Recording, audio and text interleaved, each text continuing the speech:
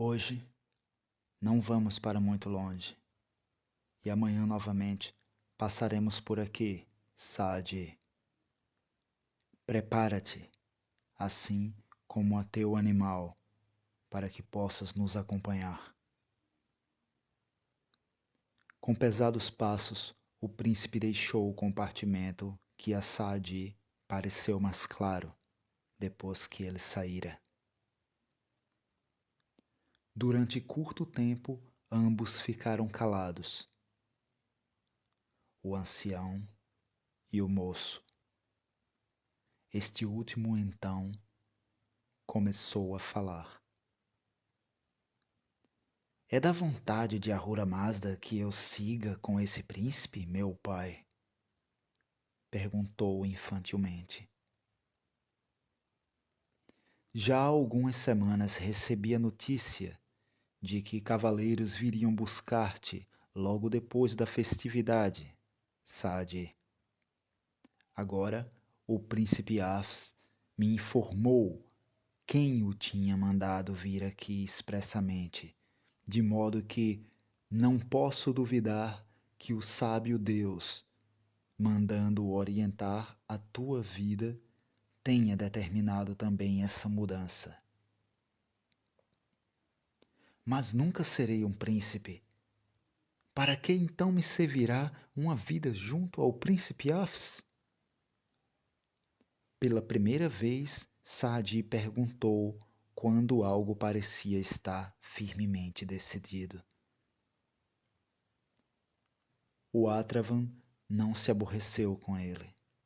Com paciência e amabilidade, explicou-lhe, mais uma vez, que agora deveria adquirir conhecimentos sobre os seres humanos, conhecimentos esses que precisaria para sua futura missão. Minha missão? Indagou Saadi. Quer meu pai dizer-me o que deverá ser de mim um dia? Apenas sei que não me tornarei um criador de cavalos. A isso renunciei voluntariamente, acrescentou ele. O Atravan sorriu. Além da profissão de criador de cavalos, a qual renunciaste, ainda existem muitas que poderás exercer. Aguarda o que será conduzido para o teu caminho. Chegará um dia em que tua alma jubilosamente reconhecerá que exatamente aquilo que de ti é exigido é a tua vida real. Então, não hesites um momento sequer. Apanha e segura firmemente o que for decidido a ti. Nesse interim, porém, aprende tanto quanto conseguires assimilar. Deixa-me dizer-te neste último anoitecer ainda uma coisa, meu filho. Serás conduzido ao encontro de muitas pessoas más. Chegarás a conhecê-las de todas as maneiras. Escuta a voz do teu íntimo, advertindo-te sobre elas. Chegarás então a conhecê-las deveras, para que, mais tarde, não possam te enganar. Mas mantém-te afastado delas, mesmo que busquem tua benevolência. Permanece de tal maneira puro que a qualquer momento possas olhar claramente para os olhos de Madana, mas não posso te dizer. Saadi, comovido, despediu-se de seu idoso mestre. Estava bom assim, pois, muito cedo na manhã seguinte, apareceram os cavaleiros para buscá-lo. Não viu mais ninguém daqueles com os quais convivera nos últimos meses.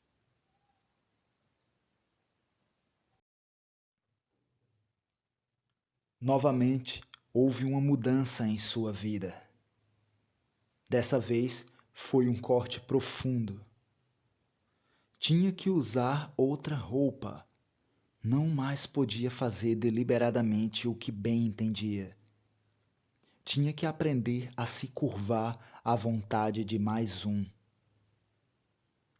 Era o mais moço do grupo, portanto também aquele a quem cabiam todos os serviços, pequenos e grandes. Entre seus companheiros de infância, ele sempre fora o líder, segundo o qual todos se orientavam. Agora tinha que calar. Tinha que calar mesmo quando aquilo que os outros exigiam dele não estivesse absolutamente de conformidade com o que ele julgava certo. O príncipe Afs aparentemente não se interessava por ele depois de ter determinado qual a roupa a lhe ser dada e ao lado de quem deveria montar. Mas essa falta de interesse era apenas aparente. Na realidade, o príncipe olhava atenciosamente para o mais moço, que lhe fora recomendado de modo todo especial. Na corte do príncipe vivia um velho sábio, que tempos antes tinha sido o mestre de Afs. O príncipe venerava-o como a um pai e sempre deixava-se aconselhar por ele. Esse sábio, diz Kawa, procurou Afs pouco antes de sua saída a cavalo, dizendo-lhe que deveria levar consigo um jovem, instruindo-o e o qual, no momento, encontrava-se junto ao Atravan, sendo instruído por este. Ahura Mazda havia dado esta ordem. Mas Afs somente deveria falar dessa incumbência para o sacerdote. Fora isso, deveria achar um meio de introduzir o jovem Saadi discretamente em seu séquito. Este jovem estava destinado para algo grande, e para ele seria importante o conhecimento dos seres humanos e do país. Ele, porém, deveria aprender também a servir, pois nunca havia tido a necessidade de se submeter à vontade de outrem, quando essa vontade não concordasse com a dele. O modo franco e sincero de Saadi alegrava o príncipe, que raramente entrava em contato com uma pessoa de real valor. Também a maneira como Saadi enfrentava as caçoadas dos outros agradava-lhe. Fazia o que dele exigiam, sem bajulá-los. Se executava desajeitadamente o que queriam. Deixava-se então instruir naquilo que errara, e na próxima vez, naturalmente, já executava melhor. Em montaria e no trato de cavalos, ele os superava muito. Porém, era de modo inexperiente no uso de armas, balbuciando assustado quando o príncipe lhe dera uma espada para que fosse instruído no manejo dela. Senhor, será que eu deverei derramar sangue? Os outros riram ruidosamente, mas o príncipe falou bondosamente. Tens razão, Saadi. É um pecado derramar sangue. Se, porém, os outros quiserem fazer derramar o teu, então será bom que saibas manejar a arma para impedi-los. Aprende, pois, a dar os golpes com a espada, e somente a desembainha quando a tua voz interior mandar. Os escarnecedores então silenciaram, olhando surpresos para um príncipe que nunca lhes tinha falado assim. Quando acamparam ao relento, o príncipe mandou armar as tendas. Isso era desconhecido para Saadi. Preferiu dormir sob o céu estrelado. Não tens medo de cobras? Perguntaram os outros. Peço aos pequenos, e eles afastam-nas de mim enquanto durmo. Foi a calma resposta de Saadi. Que pequenos? Quiseram saber os companheiros. Os pequenos servos de Ahura Mazda, respondeu Saadi com naturalidade. Novamente riram-se os outros, e mais uma vez o príncipe proibiu-lhes isso, solicitando que Saadi que lhes falasse sobre esses invisíveis servos de Ahura Mazda, com os quais ele, Saadi, o mais novo do grupo, estava tão familiarizado. És mais agraciado do que nós, Saadi, falou o príncipe, quase triste, por conseguires ver os pequenos seres e falar com eles. Receio não sermos suficientemente puros para isso. Perdemos essa graça.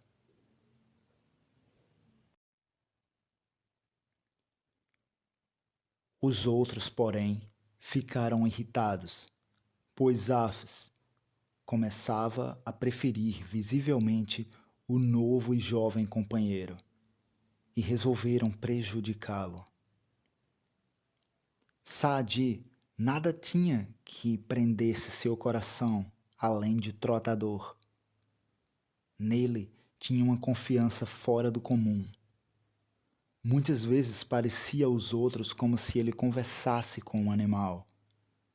Se então fizessem algum mal a Trotador, Saadi entristecer-se-ia. Em meio da noite, 2 deles dirigiram-se às escondidas até o cercado dentro do qual os cavalos pastavam. Rapidamente encontraram Trotador, que era muito menor do que todos os outros cavalos. Um dos homens abaixou-se para pegar uma pata dianteira de Trotador, mas recebeu um golpe tão forte na cabeça que caiu. O outro quis pular em socorro de seu companheiro, porém sentiu-se como que paralisado e preso ao local. Era como se inúmeras pequenas mãos segurassem seus pés. Apavorado, lembrou-se dos amigos invisíveis de Saadi. Soltai-me, ó pequenos, implorou humildemente. Não quero fazer mais nada de mal. Num instante, ficou livre. Aliviado, sentiu que os invisíveis que o circundavam desapareceram. Pegou seu companheiro aturdido, carregando-o para dentro da tenda, onde depois de horas recuperou a consciência. Ambos resolveram nada falar dessa experiência vivencial, mas, enquanto um apenas tomou a resolução de deixar Saadi em paz futuramente, o outro saiu dessa noite com uma firme convicção da existência dos pequenos. Procurava a companhia de Saadi, a fim de que ele lhe contasse cada vez mais sobre os pequenos seres. Em breve, estava com condições de poder ver um ou outro deles. Agora compreendia a felicidade de Saadi no trato com esses amigos, pois que também ele sentiu-se elevado pelo conhecimento de ser circundado por bondosos auxiliadores. O príncipe Hafs e seu séquito continuavam a andar de cavalo pelo país. Saadi chegou a conhecer as mais variadas regiões e muito mais tipos de seres humanos ainda. Notou que havia extensas regiões onde nada queriam saber dos deuses. Julgavam isso histórias para crianças. Quando então Sadi, horrorizado, perguntou quem estaria dirigindo seus destinos, eles responderam: nós mesmos. No entanto, todos eles tinham um medo indomável de demônios e de daivas, principalmente de Druj, o espectro da morte. Sadi não compreendia tal coisa.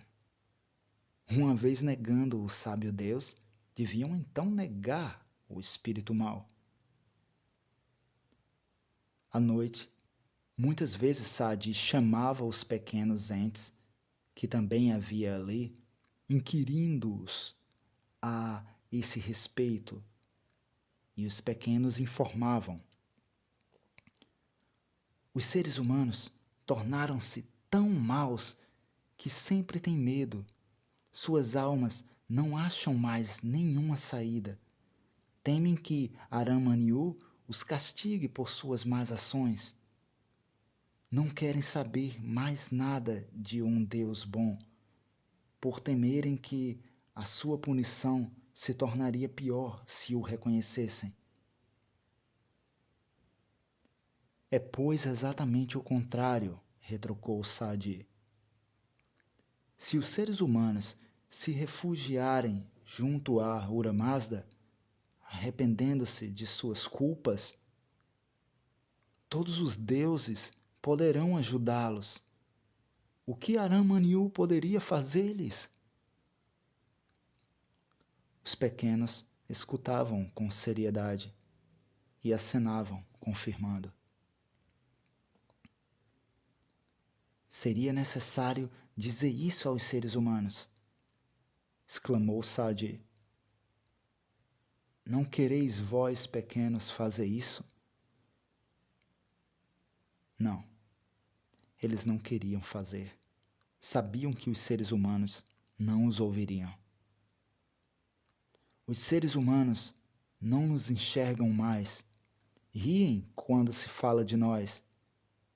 Indignados, os pequenos disseram isso. Tu terás que dizer-lhes: essa será a tua missão, ó homem luminoso. Minha missão? Admirou-se Sadi. Ah, não. Nada sou. Nenhuma profissão tenho. Não obstante ter quase 17 anos, eu mesmo não sei o que deverá ser de mim um dia. Mas o preparador do caminho já nasceu. Ele o dirá aos seres humanos. Como não pensei isso antes? Os pequenos enteais nada ainda tinham ouvido do preparador do caminho. Escutavam o que ele contava, alegrando-se. A comitiva do príncipe chegou a uma outra região. Ali, os seres humanos tinham deuses, mas no fundo era Aramaniu a quem adoravam. Chamavam-no Ariman, dizendo que ele era um grande e sábio espírito que proporcionava poder, riqueza, domínio e felicidade aos seres humanos na Terra. Sadi ousou perguntar a um dos homens que contava isso: e o que será de vós mais tarde? Mais tarde quando? Retrucou o outro, sabendo bem o que Sadi queria dizer.